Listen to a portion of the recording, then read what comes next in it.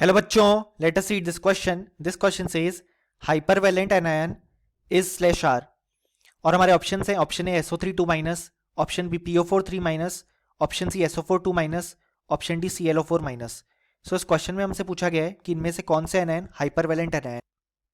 सो इस क्वेश्चन को सॉल्व करने के लिए जो हमारे पास की कॉन्सेप्ट रिक्वायर्ड है वो है कॉन्सेप्ट ऑफ हाइपरवैलेंट एनायन। अब यहाँ पे हाइपरवैलेंट एनायन ऐसे आयन होंगे जिनमें हमारे पास मोर देन 8 इलेक्ट्रॉन्स यहाँ पे प्रेजेंट होंगे आफ्टर बॉन्डिंग, क्योंकि हम जानते हैं हमारे पास जो ऑक्टेट रूल होता है वो कहता है कि आफ्टर बॉन्डिंग बेसिकली 8 इलेक्ट्रॉन्स यहाँ पे प्रेजेंट होने चाहिए फॉर द एटम। अब यहाँ पे एनायन फॉर्म हो रहा है, यानी कि बेसिकली आयन फॉर्म हो रहा है, और वो हाइपरवैलेंट फॉर्म हो रहा है। हाइपरवैलेंट यानी कि मोर देन 8 इलेक्ट्रॉन्स यहाँ पे प्रेजेंट होंगे उस आयन में। अगर हम स्ट्रक्चर ड्रॉ करें ऑप्शन ए में गिवन आयन का, तो वो SO3 2 माइनस, जिसका स्ट्रक्चर हमारे पास कुछ इस तरीके से होगा S डबल बॉन्ड O, यहाँ पे O माइनस, और हम जानते हैं सल्फर के पास 6 वैलेंस इलेक्ट्रॉन प्रेजेंट होते हैं, तो हमारे पास एक लोन पेयर भी प्रेजेंट होगा।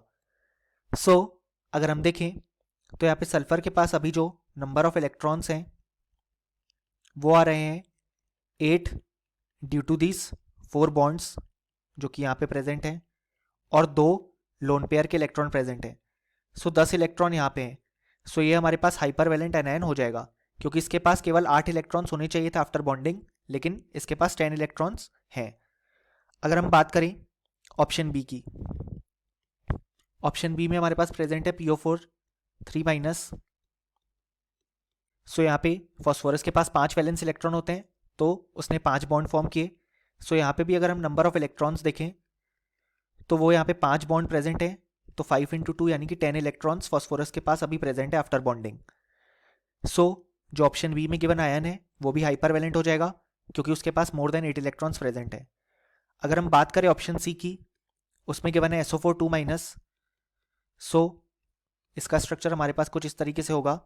अगर हम यहाँ पे सल्फर के नंबर ऑफ इलेक्ट्रॉन्स काउंट करें तो वो हमारे पास यहाँ पे हो जाएंगे 6 × 2 यानी कि 12 इलेक्ट्रॉन्स, क्योंकि 6 बॉन्ड प्रेजेंट हैं।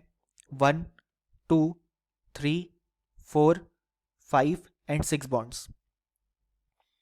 सो यहाँ पे ऑप्शन 3 भी बिल्कुल करेक्ट हो जाएगा, क्योंकि यहाँ पे भी मोर देन 8 इलेक्ट्रॉन्स प्रेजेंट हैं।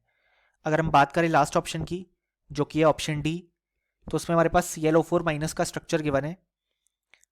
सो ClO4 माइनस का अगर हम स्ट्रक्चर ड्रॉ करें तो वो हमारे पास यहाँ पे कुछ इस तरीके से हो जाएगा Cl double bond O double bond O double bond O और यहाँ पे O माइनस।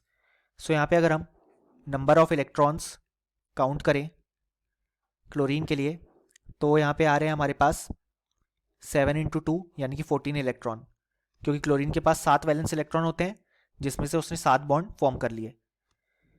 सो यहाँ पे ऑप्शन डी भी हमारे पास करेक्ट हो जाएगा, क्योंकि यहाँ पे नंबर ऑफ इलेक्ट्रॉन्स जो हैं वो 8 से ज़्यादा हैं। सो फाइनली हमें बोल सकते हैं कि इस क्वेश्चन के लिए हमारे पास जो करेक्ट आंसर आ गया वो आ गया option A, option B, option C and option D.